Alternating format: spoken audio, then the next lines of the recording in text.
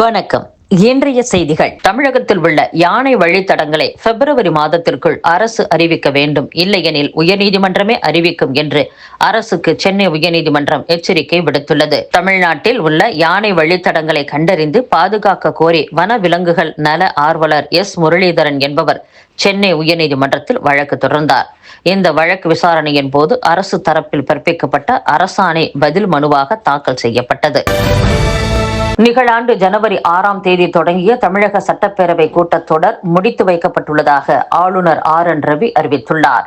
இதுகுறித்து ஆளுநர் RN ரவி கையெழுத்திட்டுள்ள அறிவிப்பாணையில் அரசமைப்பு சட்டப்பிரிவு 174 ஆளுநருக்கு தரப்பட்டுள்ள அதிகாரத்தை பயன்படுத்தி 2025 ஜனவரி 6ஆம் தேதி தொடங்கிய தமிழக சட்டப்பேரவை கூட்டத்தொடரை முடித்து வைத்து உத்தரவிடப்படுகிறது என்று தெரிவிக்கப்பட்டுள்ளது. இந்த அறிவிப்பாணை தமிழக அரசின் அரசிதழில் வெளியிடப்பட்டுள்ளது. இதைத் தொடர்ந்து அடுத்த ஆண்டு ஜனவரி மாதம் பேரவை கூட்டத்தொடரை கூட்டுவதற்கான தேதியை தமிழக அமைச்சரவை கூடி முடிவு செய்து ஆளுநருக்கு பரிந்துரைக்கும். ஆண்டின் முதல் கூட்டத்தொடர் என்பதால் ஆளுநர் உரையுடன் தொடங்கும். காவிரி உரிமையை பாதுகாக்க உறுதியான சட்ட நடவடிக்கையை தமிழக அரசு எடுக்க வேண்டும் என்று எதிர்க்கட்சித் தலைவர் எடப்பாடி பழனிசாமி வலியுறுத்தியுள்ளார்.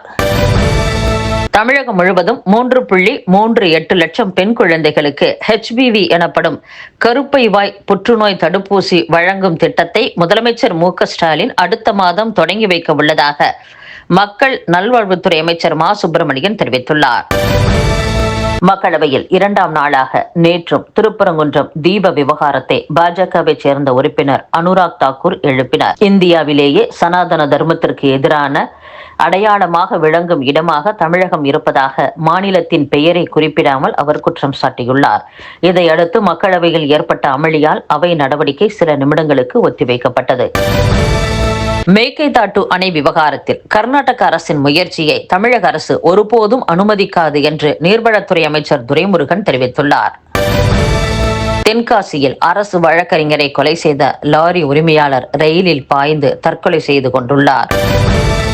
பள்ளிக்கரணை சதுப்பு நிலத்தின் மீது ராம்சார் அந்தஸ்து என்ற பெயரில் அதிகாரங்களை திணிப்பதா என்று மத்திய அரசுக்கு மனிதநேய மக்கள் கட்சி தலைவர் ஜவாஹிருல்லா கண்டனம் தெரிவித்துள்ளார்.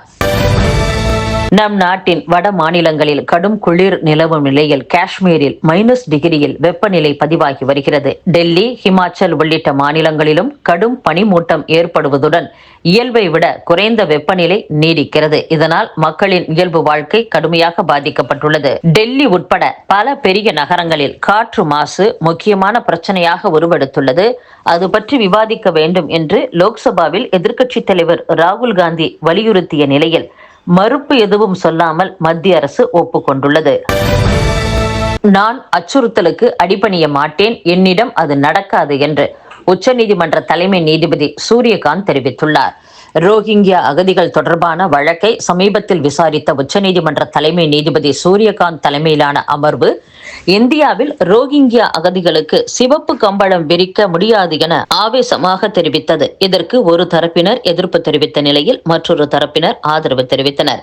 இந்நிலையில் உச்சநீதிமன்றத்தில் நடந்த வழக்கு விசாரணையின் போது தலைமை நீதிபதி சூரியகாந்த் கூறுகையில், நீதிமன்றத்தில் சில நேரங்களில் எதிர்பாராத சூழ்நிலைகள் உருவாகும். நாங்கள் சில கருத்துக்களை தெரிவிக்கிறோம். நீதிபதி ஒரு கருத்தை கூறிய உடனேயே அவர் மீது குற்றச்சாட்டுகள் சுமத்தப்படுகின்றன. ஆனால் நான் அச்சுறுத்தலுக்கு அடிபணிய மாட்டேன், என்னிடம் அது நடக்காது என்று கூறியுள்ளார். அமெரிக்கா, இந்தியா, சீனா, ரஷ்யா, ஜப்பான் ஆகிய நாடுகள் இணைந்து புதிதாக C5 என்ற அமைப்பை துவக்குவது குறித்து அமெரிக்க அதிபர் ட்ரம்ப் ஆலோசித்து வருவதாக தகவல் வெளியாகியுள்ளது. இந்த தகவலை வெளியிட்டுள்ள அமெரிக்க ஊடகங்கள், ஐரோப்பாவை ஓரங்கட்டிவிட்டு G7 அமைப்புக்கு மாற்றாக கோர் 5 என்ற புதிய அமைப்பை கொண்டு வரவும் ட்ரம்ப் திட்டமிட்டுள்ளதாக கூறியுள்ளது. இத்துடன் செய்திகள் நிறைவடைகின்றன. மீண்டும் நாளை சந்திப்போம். வணக்கம்.